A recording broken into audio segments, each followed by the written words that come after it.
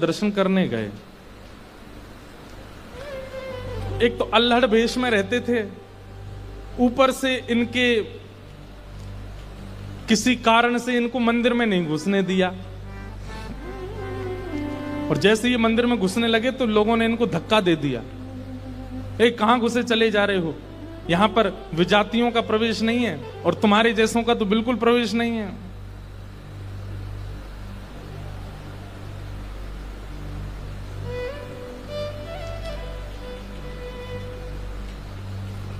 रहीम जी को इतना क्रोध आया, ठाकुर जी को ही सुनाने लगे बाहर बैठ करके। बोले आप कैसे परमात्मा हो, कैसे स्वामी हो, कैसे भगवान हो? इतनी दूर से मैं चल करके आया और आप मुझे दर्शन नहीं दे रहे हो, लोगों के द्वारा मुझे बाहर करवा रहे हो। इतने क्रोध में आ गए श्री रहीम जी। ठाकुर जी भीतर खड़े खड़े उनको पसीना आने लगा, बाहर खड़े खड़े रहीम जी गुस्सा कर रहे हैं। गुसाई जी भोग लेकर के गए, पर्दा जैसे किया, ठाकुर जी बोले हमको नहीं पाना। ठाकुर जी कुछ और बना के ले आऊं, ठाकुर जी बोले हमको वो भी नहीं पाना। गुसाई जी को लगा ठाकुर जी बहुत नाराज हैं, 56 भोग बनाओ। 56 भोग लेकर के गए, ठाकुर जी बोले बिल्कुल नहीं पाना, हमारा मन नहीं है। स्पष्ट ठाकुर जी बता भी नहीं रहे कि बात क्या है, लेकिन जो जो गुसाई जी प्रस्तुत कर रहे हैं सबके लिए मना करते जा रहे हैं, मुझे नहीं पाना। अंत में गुसाई जी ने कहा, बोले जय जय, कोई अपराध बना हमसे? ठाकुर जी मुंह फुला के बैठे हैं, कुछ नहीं बोले। बोले मैं क्यों बताऊं? गुसाई जी समझ गए, बोले कि ओहो कोई अपराध ही बना है। तुरंत सबको बुलाया, बोले भैया आज किसी का अपमान किया, किसी का अपराध किया, कुछ हुआ था क्या दिन भर में? तब द्वारपालों ने बताया, बोले महाराज आज एक आया था, वो विजातीय था, उसके वस्त्र भी अच्छे नहीं थे, वो देखने में भी अजीब सा लगा, हमको लगा मंदिर में जाके उपद्रव करेगा, इसलिए हमने घुसने नहीं दिया, हमने उसको निकाल दिया। गुसाई जी समझ गए, बोले ओहो उसी के लिए ठाकुर जी ऐसे हो रहे हैं। वो निश्चित ही ठाकुर जी का कोई परम भक्त है, और उसको ठाकुर जी, वो ठाकुर जी का दर्शन करने नहीं आया था, ठाकुर जी ने उसको देखने के लिए बुलाया था, ठाकुर जी देखना चाहते थे, और तुमने उसको यहां से बाहर कर दिया। अब एक काम करो, बोले क्या? सुंदर प्रसाद बनाओ, प्रसाद बना करके सिद्ध करके, वो यहीं कहीं बैठे होंगे, ज्यादा दूर गए नहीं होंगे, उनको लेके आओ। मंदिर में प्रसाद सिद्ध हो रहा था रहीम जी को प्रसन्न करने के लिए, लेकिन ठाकुर जी इतने व्याकुल हो गए, बोले अभी तो चूल्हा जलाएंगे, कढ़ाई धरेंगे, तब कुछ बनाएंगे, तब तक रहीम जी वृंदावन पहुंच जाएंगे। इतने में ठाकुर जी ने क्या किया, ठाकुर जी के सामने जो सोने की थाल में प्रसाद रखा था, ठाकुर जी ने वो थाल उठाया बड़ा सा और अपने कंधे पर रखा, खुद ही चले गए, स्वयं ही चले गए। यहां रहीम जी गोविंद कुंड पर बैठे थे, खूब गुस्सा हो रहे थे, ठाकुर जी को भली बुरी सुना रहे थे। लेकिन जैसे ही देखा गिरिराज पर्वत से उतरते हुए श्याम सुंदर आ रहे हैं, और झांकी कैसी है, कटिकाचनी पहनी है, मोरपिच्छ पहना है, जो स्वरूप ठाकुर जी का ऐसा रहता है, हाथ में वंशी लेकर के, और ठाकुर जी यहाँ कंधे पर विशाल थाल लेकर के ऐसे उसको संभालते हुए ठाकुर जी आ रहे हैं। आहा, रहीम जी के लिए रहीम दास जी ने उसी समय ठाकुर जी की छवि का वर्णन किया, बहुत सुंदर। क्या वर्णन करते हैं, कैसे लग रहे हैं श्याम सुंदर? आहा,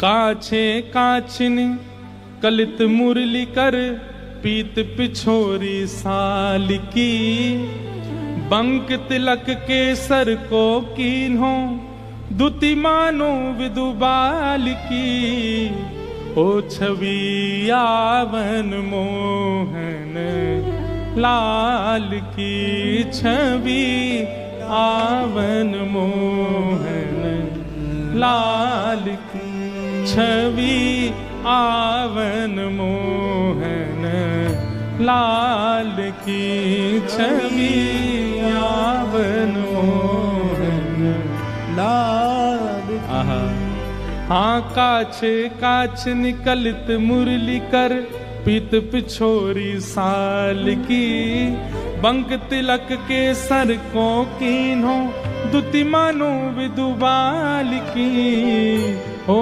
छवि आवन मोहन। अरे मोय कोई वेद ध्वनि ब्रज में सुनावे तो मेरे कान इतने रीझे ना आए, लेकिन कोई प्रेम आसक्त है करके मुंह को घोरी घोरी गारी सुनावे सो मैं तो वह के सामने प्रकट है जाऊं। वाह, हो छवि आवन मोहन लाल की, छवि आवन मोहन लाल। और थाल सामने रख करके ठाकुर जी वहां से अंतर ध्यान हो गए। लेकिन रहीमदास जी की स्थिति ऐसी, वो तो उसी छवि में छके हुए बैठे हैं, थाल सामने रखा है। इतने में गुसाई जी अपने असंख्य सेवकों के साथ खूब सारा प्रसाद बना करके लाए। रहीम जी के पास जैसे ही पहुंचे तो देखें यहाँ तो पहले से ही थाल रखी, और ये वो थाल है जो श्री जी बाबा की है, श्रीनाथ जी की है। नेत्र बंद हैं और एक कोई सामग्री लेकर के प्रेम से रहीम जी पा रहे हैं। गुसाई जी बोले, रहीम जी ये थाल आपके पास आई कैसे? आहा, बिसरत नाही सखी मोमन सो, चितवन बैन विशाल की। बैन मतलब, बैन कहीं कहीं ये अधर का जो अंतिम छोड़ होता है इसको बैन कहते हैं।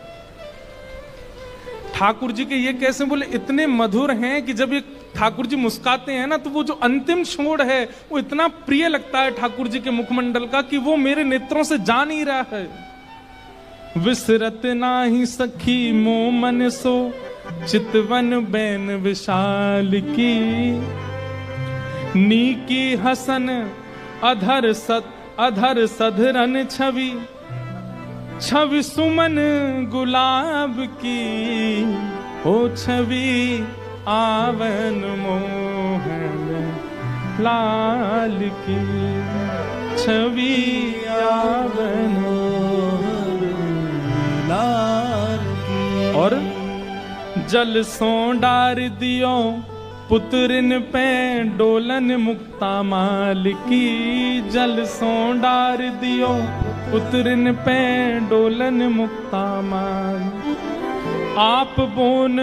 आप मोल बिन मोलन डोले, बोलन मदन गोपाल की, आप मोल बिन मोलन डोलन, बोलन मदन गोपाल की, हे छवि आवन मोहन लाल की, छवि आवन मोहन लाल की। आहा, आप मोल बिन मोलन डोलन, बोलन मदन गोपाल के।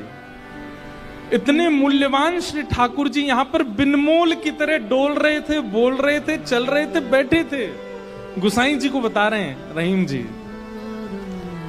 इतने मूल्यवान ठाकुर जी यहाँ पर बोल रहे थे, डोल रहे। देखो वो चरण चिन्ह दिख रहे हैं, यहाँ देखो, यहाँ से चंदन की सुगंधी आ रही, यहाँ बैठ गए थे आके और ऐसे मधुर स्वर बोल रहे थे कि अब मैं किसी और को सुनना नहीं चाहता उनके आगे।